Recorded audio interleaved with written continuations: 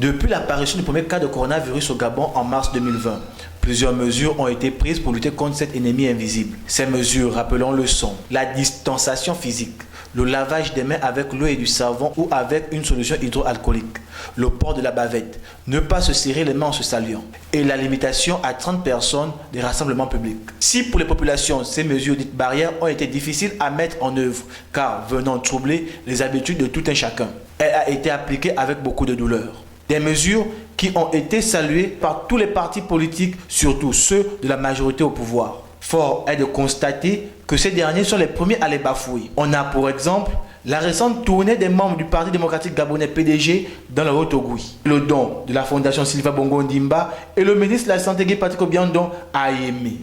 Pendant ce temps, ces mêmes dirigeants ont fait porter la responsabilité du fort taux de contamination qui a provoqué la seconde phase de propagation de la Covid-19 aux seules populations sur le prétexte de l'incivisme.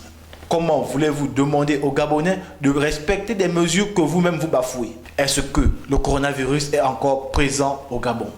Les gestes barrières ne concerneraient que les populations et non les gouvernants et par-dessus tout les partis politiques de la majorité présidentielle? Au regard de ces images et de ce qui se fait, les populations veulent bien des réponses à ces questions.